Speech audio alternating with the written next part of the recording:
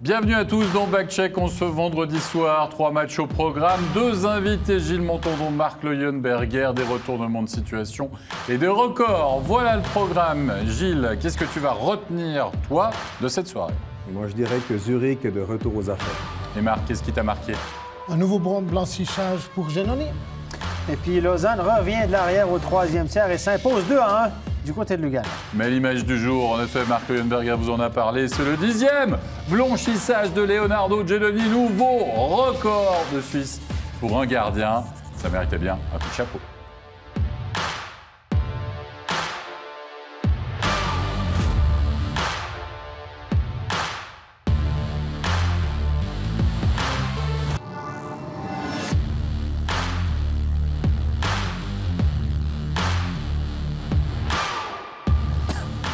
Et oui, 10e blanchissage de la saison pour Leonardo Genoni, The Wall du côté de la capitale. Souvent, oui, non, mais c'est vrai. Pink Floyd toujours à l'honneur en général quand on parle des gardiens, mais là, quand même coup de chapeau, hein, parce que c'est un nouveau record. Ouais. Il a délogé un autre gardien bernois, un certain Buret. Oui, Buret qui en avait eu 9 lors de la saison 2007-2008. Et ce soir, c'est le 10e de Genoni. Sur les 19 matchs joués à Berne cette année, il y a 10 victoires par blanchissage sur les 15 victoires. Chapeau, bravo à lui. Là, sérieusement, il se passe quelque chose à Berne. C'est presque impossible d'aller marquer là-bas. Pas qu'on fasse une enquête, parce que non, mais les 2 tiers des victoires à la maison par blanchissage. Chapeau, coup bas. Chapeau bas. On va en reparler d'ici quelques instants. Et puisqu'on parle de gardien, et puis que je vois déjà que les images sont bloquées, c'était du côté de Bienne, finalement, la première information, c'est qu'il y avait le retour de Jason Fuchs, hein, tout d'abord dans les rangs biennois, et puis Saikonen dans la cage. Un choix, Marc Leuenberger, finalement, qu'on pouvait expliquer peut-être sur le fait qu'on va peut-être pas miser 3 points, on va dire, ce soir du côté de la Postfinance Arena pour Bienne. Oui, je pense que c'est aussi pour que il faut aussi faire récupérer Hilaire. Il a quand même joué carrément tous les matchs maintenant. Il a quand même un certain âge. Demain est un match clé. Il faut qu'il soit prêt. Aujourd'hui, si on ramène un point, tant mieux. Puis si on n'a pas, ben, voilà, c'était pas comptabilisé. Ben voilà, c'est ce qui s'est passé. Personne ne comptabilise des victoires à Berne cette année. Ouais, c'est ça, quelque part. En même temps, vous savez que ça va être difficile de marquer en effet des buts à Leonardo Genoni, puis ça a été le cas évidemment ce soir. Mais par contre, du côté du CP Berne, c'est facile, on est comme un métronome. On marque un but toutes les 20 minutes. Voilà. Vous allez à Berne, paf, vous prenez un goal toutes les 20 minutes. Ouais. Vous n'en marquez pas, donc... Ben voilà, à la fin, c'est 3-0. Merci pour l'addition. 12e minute de jeu. Bloom, assist de Boychuk et d'Anderson. Et là, Bloom, Gilles Montandon, il se promène dans l'arrière-garde véritablement bien. Ouais, effectivement, là, c'est clair que c'est une offrande. Là, il est tout seul, il a le temps de shooter. Il y a un de ses collègues là, qui est pseudo-masqué le gardien. Mais là, il peut ajuster à lucarne en haut à droite. Je veux dire, c'est un cas d'école. Par contre, première sortie de zone, c'est ce qu'on disait, première passe réussie sur la palette, ben, vous avez quasi un shoot au goal après. Facile de jouer au hockey. Quand la première passe, elle vient bien et sur la canne. On se rend en deuxième période, si vous le voulez bien, avec le plus joli move peut-être de la soirée, signé Damien Brunner. Damien Brunner qui va nous gratifier d'un magnifique solo. Mais vous allez voir et vous allez comprendre, regardez que c'est presque le tournant de la rencontre. Regardez Damien Brunner. Véritablement, Marc Leuenberger, c'était superbe. Puis Marc Leuenberger, il va s'en prendre aux arbitres. Il va réclamer en fait un slashing. Bah, il va réclamer parce qu'il estime qu'il a été bousculé. 4 contre 15. Regardez, il réclame pour le coup de canne ici. Là. Voilà, il réclame pour ça. Puis après là, il gueule déjà. Alors il réclame déjà là, puis après il va vraiment vers l'arbitre.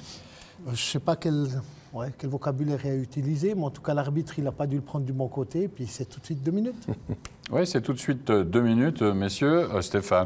On peut vivre avec. On peut vivre avec. Qu'est-ce qu'il disait, Bertolotti? Je peux vivre avec. Je peux donner. Si tu ne donnes pas, je peux vivre avec. Il disait ça souvent. Mais le match se dispute. Je peux vivre avec les deux. Le match se dispute où exactement? Ça, c'est sa zone grise à lui. Non, mais bref, on y va. Non, mais le match est à Berne, pourquoi je dis ça? Tout simplement parce que tout à l'heure, on verra que quand le match est à Zurich, il y a des décisions qui sont un petit peu plus faciles à prendre.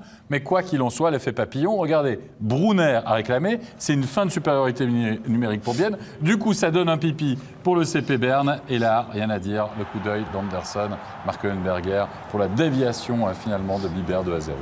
Oui, puis ce jeu devient un classique dans le hockey actuellement. On a de plus en plus, vu qu'on n'arrive plus à faire les passes à travers et puis trouver, casser la boîte, de mettre un puck sur la pointe avec un joueur qui est vraiment entre ces 4 joueurs, les 4 défenseurs, avec un très bon shoot bien appuyé, juste dévié. Pour le gardien, c'est très difficile. Ça vient à une vitesse. Il monte dans le slot aussi. Le secret, c'est d'être pas trop proche du gardien. Voilà. Tu dois monter dans le slot pour te créer un petit gap, te créer un petit espace pour qu'on puisse pas te contrôler ta canne. Et ça a très bien fonctionné. Mais Anderson, sur le powerplay... Ce qui est fort, c'est que Anderson, quand il slappe son puck, il a le puck qui est comme ça, mais le puck, il part plat. Ça, c'était fort. Ça. Gracie, à 11 minutes de la fin de la rencontre, va marquer le dernier but de la soirée. Là, il est pour le gardien, 3-0. En effet, il est pour Saikonen, celui-ci. Regardez au premier poteau, là. En effet, il ne doit pas prendre ce genre de but, mais quoi qu'il en soit, le CP Berne qui s'impose. Et Leonardo Giannoni qui signe un 10e blanchissage. J'ai fait une petite erreur tout à l'heure, 10 blanchissages. Ce n'est pas 10 blanchissages à la maison, il y en a 9 à la maison sur les 10. Donc 9 blanchissages sur les 15 victoires à domicile sont par blanchissage, ce qui fait un heureux total de 60 %. Et par contre, sur toi, mémoire, excellente mémoire, parce que moi, j'avoue que j'ai un blanc. Il avait déjà blanchi contre Bienne. Je ne sais plus. Il a déjà blanchi contre 7 équipes. Je ne crois pas. Mais ouais, Giannoni, bravo, c'est extraordinaire, c'est un tout grand gardien, mais c'est aussi une affaire d'équipe à blanchissage. Je vais vous donner un exemple. Ce soir, Bienne a tiré 2 fois du slot. Il y a 22 ou 23 tirs au but, 2 tirs du slot ce soir de la part du HC Bienne. Ça veut dire que c'est les défenseurs, les joueurs devant lui ont fait un excellent boulot. On a vu les 2 tirs du slot, c'est celui de Brunner et puis celui-là que vous voyez là. C'est les 2 seuls tirs du slot qu'on a donnés ce soir. Et puis, on avait compté, on s'est amusé dans les statistiques, et puis sur les 10 blanchissages, avant le match de ce soir, il y en avait 9. Sur les 9 blanchissages, en moyenne, lors de ces 9 matchs-là, on a donné en moyenne que 6 tirs du slot à l'autre équipe de la part du CP Berne. Donc c'est une affaire d'équipe aussi. Absolument, c'est toujours une affaire d'équipe. C'est très, très important. Les gardiens le diront aussi toujours. Oui, c'est ça. Donc, ils savent que s'ils ont les shoots qui sont bloqués, s'ils ont les shoots dans les angles, c'est ouvert, et puis qu'ils peuvent vraiment travailler, ben voilà, c'est aussi plus simple pour eux. Oui.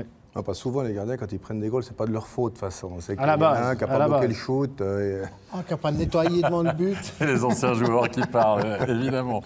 Allez, messieurs, en tout cas, victoire 3-0, 10e blanchissage, nouveau record de Suisse pour un gardien. Autre rencontre de la soirée, Zurich-Zug. Mais avant cela, une interview, me dit-on, on me la confirme. Oui, en effet, on va écouter tout de suite une réaction du côté de Bienne après cette défaite. On va écouter celle de Jason Fuchs. Non. Jason, ça a été compliqué ce soir ici à Berne pour Bienne. Ça a été un match compliqué. On ne s'est pas aidé non plus dans notre façon de jouer.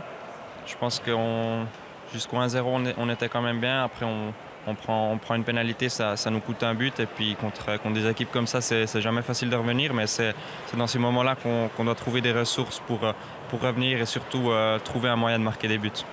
C'était votre match de retour après un mois et demi d'absence due à votre blessure. Comment ça s'est passé ce soir? Physiquement, plutôt bien. Je me sens bien physiquement. Maintenant, c'est plutôt une question de retrouver le feeling, retrouver un peu les habitudes, le timing. Mais physiquement, je me sens bien. Donc, j'espère retrouver mes sensations le plus vite possible. Merci. Il va falloir encore un petit peu de temps pour Jason Fuchs, en effet, pour retrouver ses sensations après cette absence. Zurich-Zug, on vous l'a dit, et Zurich-Zug, ça a été tout un match. Zurich-Zug, ça a surtout été la première de Brian Flynn du côté de Zug. Dans les buts, il y avait Schlegel. Pour Zurich, le retour de Moore, Noro était lui surnuméraire. Donc on a fait quand même des ajustements dans l'alignement d'Arnaud Delcourteau. Et surtout, ça a été tout un match pour un certain Chris Baltisberger qui aura finalement été le héros de la soirée. Tout d'abord en première période. Pourquoi? Pam!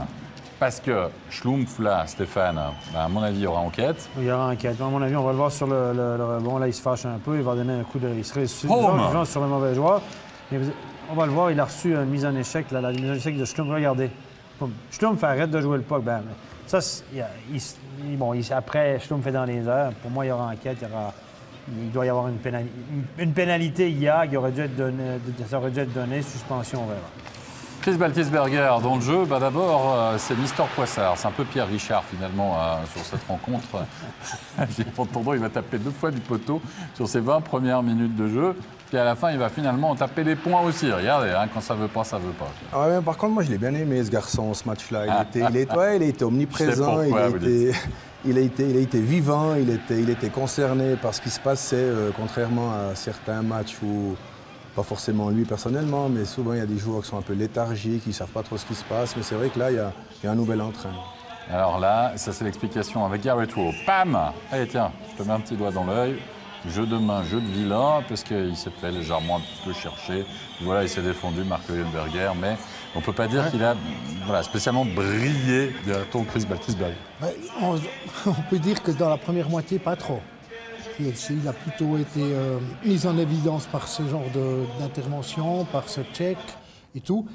Et voilà, émotionnel, toujours à fleur de peau. C'est comme ça. Et il les a gardés après. Pendant la pause, il a dit voilà, je vais garder mon stock d'émotions, les mettre, puis ça va sortir au bon moment, c'est ce qu'on va voir. Mais avant cela, dans cette deuxième période, il y a tout d'abord un récital de Zug, en effet, qui va prendre largement les devants, on va le voir dans cette partie, ça va faire la crêpe. Regardez, on est à la 24e minute de jeu, c'est, hop là, Albrecht qui va ouvrir le score pour Zug, assist de Marchini et d'Everberg pour cette ouverture du score. Marchini est très très malin, regardez, personne n'est libre, personne il revient, hop. Voilà, petite passe, superbe. Superbe, honnêtement, là, tout en finesse. Regardez, hop, il ramène le puck, bam, personne... Bon, c'est clair que Marchini, au hockey sur glace, il faut toujours essayer d'avoir de la glace, d'avoir le temps pour faire des jeux. Ouais. Et lui, il ne se pique pas, là, il est hyper calme, hyper patient. Ouais. Ensuite, faute ou pas, justement, au début de cette séquence, on en a discuté si vous étiez avec nous ce soir, on a dit, oh, on peut la donner, si on veut. Enfin, quoi qu'il en soit, en tout cas, c'est Santeller qui marque le deuxième à 5 contre 4 à 6 de Diaz. C'est vrai, Stéphane, c'est cette action-là. Maintenant, on va voir. Hop, late hit, pas late hit. 50-50. Écoutez, il a touché au puck, clairement. Il est impliqué dans l'action guérille.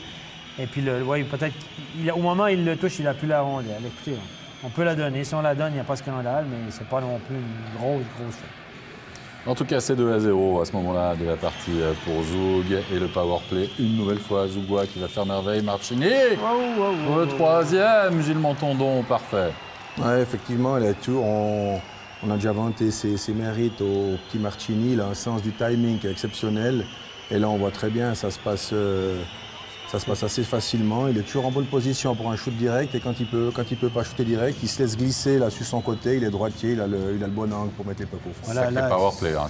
Rowe qui glisse le puck habilement avec les patins et la canne. Il remet dans le slot. Sérieusement, l'exécution était exceptionnelle sur cette séquence. Ça va vite. Et le but de l'espoir, marqué par Klein. Regardez, on est quasiment en fin de première période. On est allé voir la vidéo du reste sur ce but. Et qu'est-ce que Klein faisait devant la cage? Je vous pose la question. Le défenseur, lui, regardez, il a pas sa portée en attaque. On est 4 devant le but. Klein est là en fin de période. Il glisse le puck derrière le Schliemann. Schliemann qui va réclamer une obstruction. Par principe, probablement, parce que là, il ne fait pas grand-chose. Non. Même pas proche. Même pas proche. Donc, il réclame, regardez, par habitude. Tout simplement 3-1 pour Zug après 2 périodes. Messieurs, je dis que le leader du championnat tient son os, ils sont là, ils sont bien, mais des émotions, on va en voir. On est en 3e période, regardez ça. Et on va voir Hollenstein qui va marquer à 5 contre 4 le powerplay sur une faute, on va dire, pas forcément évidente à la base. Il n'y avait pas grand-chose sur une pénalité offensive. En plus, Zougoise et finalement Hollenstein, par contre, alors là, Marc Leuenberger, il y a de la détermination. Il y a de la détermination. En plus, il y a un peu de malchance ou de maladresse de la part de Schliemann parce qu'il a le puck dans un premier temps. Il l'a, puis il le rejoue avec la canne. Donc c'est lui qui le remet en jeu. Et voilà, ça peut tourner en match. Hein. Absolument. Puis on vous parlait du héros et des situations spéciales. Imaginez, Zug bénéficie d'une supériorité numérique et regardez qui va piquer le puck. C'est Chris Baltisberger. Et Gilles Montandon. J'en perds mon vocabulaire. Les émotions étaient au rendez-vous. La soirée de Chris Baltisberger. Il a vécu mais voilà, on a un cafouillage à la ligne bleue d'ici. Mais Zug joue mal. Là. Mais quand on parle de détermination, j'aime bien, c'est quand il a marqué son goal, je veux dire, il en veut. Quoi. Puis ce qu'il fait de bien, là, il garde toute sa lucidité, il fixe le gardien, il part sur son verre. il y met un petit peu craglace derrière, c'est extrêmement bien joué. Ça, t'as presque l'impression que c'était écrit, en fait. Mais on le sentait que ça allait venir. Exactement, on parle souvent de momentum. Ouais. Alors nous, on suit les rencontres, hein, on va rien vous cacher. On a les 3 matchs là comme ça. Celui-là, c'était le seul qui n'était pas encore terminé. On l'a suivi ensemble. Et je peux vous dire que sur le plateau, alors voilà, mais il y en a un qui pas forcément supporter zurichois, mais alors, on a vu ça, c'était. Il y en a un qui doit être soulagé, c'est Peterson, parce qu'il reste 4 minutes à jouer. Son équipe tire de l'arrière, on presse, il donne un coup de crosse à 2 mains sur Rowe, pénalité méritée. Il s'en voulait. Rowe a pété les plombs après, a voulu s'en prendre à lui, a été chassé du match. Indiscipline de Rowe parce qu'il l'a manqué en prolongation. Il a été chassé du match pour 10 minutes, donc chassé du match. Donc beaucoup d'indiscipline de part et d'autre. Et on marque sur la pénalité à Peterson, on marque à 4 contre 5. Alors finalement, c'est une bonne pénalité. C'était un match incroyable, c'était un match comme ça. Vraiment, non mais ça a été un match crêpe à part ça. Vraiment, bon, 0-3, 4-3. Bon, on va le voir, 4-3, il arrive. Non? On va le voir. Ouh, celui-là, on va en entendre parler. Celui-là, on va en entendre parler. La discussion. Vous le dites si vous n'étiez pas avec nous. Ouais, moi, je pense qu'on a le temps. Regardez bien. Contact avec Eschliman. Tout le monde se regarde. Du côté de Zug, on se regarde un petit peu en chat de faïence, finalement. On imagine que les arbitres ont sifflé. On ne sait pas s'ils ont sifflé. Écoutez, pour moi, Stéphane, on a besoin de l'avis de on voulait juger à la maison est-ce qu'il y a faute ou non. Moi, je pense qu'il y a une faute sur le gardien. Il lui donne un coup de canne sur les mains. Ensuite, il vient, il fait trébucher. Schliemann se laisse tomber un peu facilement, rajoute un peu. Je pense pas qu'il est blessé. À part à l'orgueil, il n'a pas de blessure. Mais honnêtement, il a ramassé avec le genou. Ben oui, il n'y a aucun scandale à siffler. C'est une pénalité. Voilà, faut habiter ses parties de temps en temps comme arbitre. Il faut habiter ce. Voilà. Ce qui est génial, c'est le courage. C'est celui qui fait la faute qui marque le goal derrière. Oui, en plus. Non, mais là honnêtement, j'ai encore regardé l'arbitre. Il a un angle de vue. C'est le petit Ogier, le jeune Ogier qui a un angle parfait. Là, à un moment donné, il faut que tu prennes ton courage à 2 mains comme arbitre. T'es à Zurich, il y a le momentum, c'est Arnaud, il y a plein de trucs, plein de bonnes raisons émotionnelles, mais pour dire au coup, je ne la prends pas. Mais là, il faut que tu habites un peu tes parties génitales, puis tu dis là, il faut que je la donne. Même si c'est. Non, mais c'est ça. Ouais. 2 jeunes arbitres, voilà, à un moment donné, c'est ce que ça donne. Je suis désolé, là, mais ils l'ont manqué. Ils l'ont manqué, puis ça donne la victoire à Zurich. Ils l'ont manqué. Dommage que ça se finisse là-dessus, mais belle remontée. Ça donne la victoire à Zurich, c'est face à Zug, c'est clair. Évidemment, si ça arrive en play-off. Là.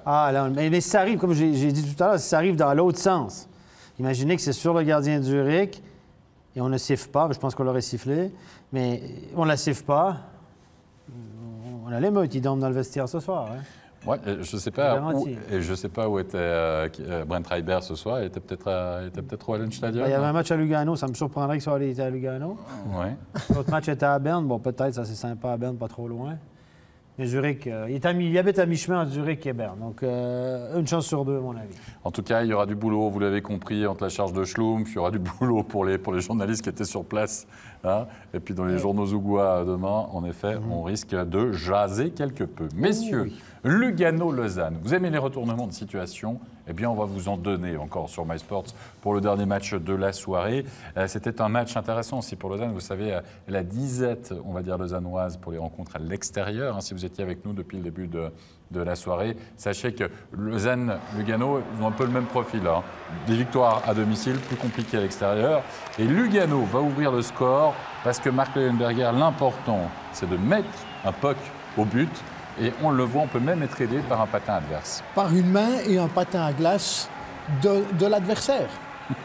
Par ricochet, donc on peut... là, regardez, il y a un joueur qui sort du banc de Lausanne. Un mauvais changement, on est 4 contre 5 sur la glace parce qu'on n'était pas réveillé au banc. Un mauvais changement de Lausanne qui nous coûte un but. 1-0 après 20 minutes de jeu, assiste de Linus Claesen pour ce but donc attribué à Romain Leffel, son 9e de la saison. On est en deuxième période, il ne se passe rien. Enfin, il y a des actions, il y a Burger qui touche le poteau, mais on reste à ce score de 1-0 après 40 minutes de jeu et on se rend en troisième période. Lugano domine ces 10 premières minutes de jeu, mais c'est Lausanne qui va marquer finalement Gilles Montandon à la suite de ce powerplay et surtout Jeffrey, un peu transparent jusque-là, qui peut égaliser.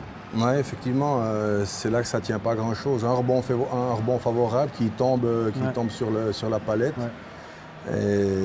C'était le tournant du match, mais voilà, il vous faut un rebond favorable. Parce que jusque-là, Lausanne avait été moins que suffisant. Et ce puck, avec cette bonne passe de Moy, qui trouve finalement Emerton, qui va plonger véritablement dans le stop. Marc Leuenberger pour offrir 3 points pour le Lausanne Hockey Club. 3 points presque inespérés. Ils étaient inespérés. Alors, parce que qu'est-ce qu'ils ont fait? Il faut laisser une chose à Lausanne, c'est qu'ils ont travaillé défensivement, ils ont protégé leur gardien, ils ont plongé dans les shoots, ils ont été dominés à un moment au troisième tiers, énorme. Mais ils ont sacrifié, donc ils ont mis leur corps. Il n'y a pas eu de deuxième but de Lugano. Non. Et en fin de compte, ces sacrifices-là, quelque part, ils se payent à ce premier but et un compte, puis juste un centre-tir, déviation, et après on va chercher les 3 points. Ouais, 3 gros points engrangés en effet pour le Lausanne Hockey Club ce soir. On va écouter tout de suite, si vous le voulez bien, une réaction. À l'issue de cette victoire, on va écouter la réaction de Valentin Borla. Valentin Borla, j'ai entendu un joueur dans le couloir au retour des vestiaires dire « c'était moche mais on a gagné ». Vous êtes assez d'accord avec ça ? Ouais, c'est vrai que le match n'était pas parfait de notre côté, mais on a su rester soudés toute l'équipe. On était là pour rattraper les erreurs des autres. Et c'est vrai qu'on avait besoin d'une victoire comme ça pour nous relancer avec les quelques défaites de ces derniers matchs. Mais ça fait vraiment plaisir d'être venu ici gagner à Lugano et puis prendre les 3 points. Qu'est-ce qui a fait la différence dans ce dernier tiers où on vous attendait peut-être plus au tournant ? C'est peut-être ça justement la différence, c'est qu'on peut-être on nous attendait plus et puis nous on y a cru jusqu'au bout. On n'a rien lâché et du coup à la fin on a profité d'un power play. Je pense que ça nous a donné aussi l'énergie qu'il nous fallait pour la fin de match pour aller chercher le deuxième goal qui nous donne les 3 points. Il y a 3 points, mais dans la manière on ne peut pas vraiment en rester là. Non, mais il y avait beaucoup d'envie et puis beaucoup de sacrifices aussi, beaucoup de gars qui ont bloqué des shoots, qui ont pris des checks. Je crois que c'était une bonne mentalité ce soir. Après, au niveau du jeu, on regardera ce qui n'a pas marché pour pouvoir travailler, pour pouvoir préparer le match de mardi. Merci bien. Et voilà, ça n'a pas toujours été beau, ça a été moche parfois, mais il y avait de l'envie, on l'a vu, et surtout il y a 3 points au bout. C'était notre match studio, messieurs, on va passer au top et flop. Ça a été compliqué pendant au moins 50 minutes de véritablement départager et trouver quelque chose. Mais tiens, au niveau du top, on a parlé des block shots, mais bon match du gardien quand même, Marc Leuenberger. Oui, le gardien très bien joué. Moi, je dis justement, tous les joueurs ont participé, ont bloqué les shoots. Le gardien a été vaillant, il a été là pour tout prendre ses pucks. Et je dirais, c'est surtout même si c'était moche, au niveau défensif, on peut dire qu'ils ont travaillé et que c'était plutôt top. 31-20 les tirs au but en faveur de Lugano ce soir. Donc, Turkirchen a accordé 1 but. Ça fait du 96,77%. Disons, c'est aussi un des seuls qui n'a pas été hésitant du début à la fin. Moi, je l'ai trouvé, bien sûr, comme tu l'as dit. Il y a eu des block shots, mais je veux dire, lui, il était dans son truc, il s'est pas emballé, il est resté serein dans sa cage entre les poteaux, quand même chapeau. Ça fait quelques avec. Allez, maintenant, question d'ancien buteur à un joueur qui n'a pas réussi à être dans ce rôle de buteur, même s'il fait une bonne saison, c'est Sanitz. C'est le flop. Gilles, c'est un peu sur une action qui aurait peut-être pu faire la différence. Effectivement, c'est peut-être un peu dur pour lui, mais c'était juste parce qu'effectivement, il avait la chance d'égaliser vers la fin du match. Puis il a fait exactement ce qu'on fait dans la partie défensive, c'est que s'il y a un puck qui traîne devant le goal, on le met dans le coin. Et puis là, il a un puck qui est arrivé dessus, il aurait pu le mettre au fond et je ne sais pas pourquoi. Le puck a fini dans le coin malheureusement, mais c'est peut-être un peu pour ça qu'on l'a mis dans le flop, mais c'est plutôt... Comme je vous l'ai dit, les top et flop, dans ce genre de match, ça peut faire la crêpe un petit peu comme sur comme durant la rencontre. C'est assez subjectif. Absolument. Allez, victoire du Lausanne Hockey Club 2-1. Il est maintenant temps de récapituler les résultats de cette soirée en ce qui concerne tout d'abord la National League et les 3 matchs donc, de ce soir avec le succès, nouveau blanchissage, on l'a dit, le 10e de Leonardo Giannoni depuis le début de la saison pour le CP Berne, la victoire de Lausanne et celle de Zurich après prolongation. Le classement. 39 matchs pour le Lausanne Hockey Club. Ça veut dire que c'est important quand même de gagner ce soir, parce qu'il ne reste plus qu'11 rencontres quand même pour les hommes de Ville et Peltonen, 60 points, pareil que face à Ambri Piotta, 77-76 pour Berne, on est d'accord. Langnau fait une bonne opération aussi, bien sûr. 3 équipes à 60 points, même s'ils n'ont pas joué. 59, Rouen 58 pour les ZSC Lions. Genève Servette à 55, puis Fribourg-Gotteron 53 et 52. Donc pour le HC Lugano, le grand perdant finalement, on peut le dire, de cette soirée. pour l'instant. On jouait également en Swiss League, messieurs. On va découvrir les résultats. Et il y a eu des cartons. 12-1. Waouh! Ça aussi, c'est des scores d'un autre temps. Ça commence à devenir compliqué pour des équipes. On sait que, voilà. Gaëtse s'est fait battre 12-0 cette semaine, 11-0 par Langenthal. Oui, Gaëtse, c'est peut-être un peu plus étonnant, mais Ticino Rocket, ils ont fait une croix sur les playoffs. On sait qu'on est un peu à la fin de la saison régulière. Ceci explique peut-être un petit peu cela. Mais Ajoie, 5-0 contre Zug Academy, 3-1 la victoire d'Olton face à Turgovie. Et quand même, le gros succès de Cloton face à Viège. Là aussi, petit coup d'œil au classement, je peux vous dire que c'est serré devant. 77 pour Olton, 76 pour Ajoie, 74 pour la Chaux-de-Fonds. Mais attention, 2 matchs de moins par rapport à Olton. Cloton, 72, 71 pour Viège, 70 pour Langenthal. Vous avez vu, entre ces 6 premières équipes... Oui, mais ça veut dire que là, le classement, on ne sait rien encore. Qui aura l'avantage de la glace pour les quarts de finale? Waouh! Achetez pas vos billets tout de suite, attendez. Non, et puis soyez de toute façon au rendez-vous sur MySports, parce qu'on vous, bien sûr, les fera vivre ces playoffs de Swiss League. On arrive à la fin de cette émission. Merci beaucoup, Gilles Montandon. Merci, Marc Leuenberger. Il y a un match qui devrait vous plaire demain, messieurs. Oh oui, vous en avez disputé. C'est un derby des Zeringen entre Fribourg-Gotteron et Berne. Ouais. Et quoi de mieux qu'un petit derby pour se refaire une santé il va falloir. Parce que là, après l'escapade du côté de Rapperswil, il va falloir resserrer les rangs et les boulons. On va voir ce que ça va donner. Demain, du côté de la BCF Arena, nous, on sera là au rendez-vous, bien sûr, 19h25. Merci à toute l'équipe technique. Très bonne fin de soirée. Et à demain. Bye bye.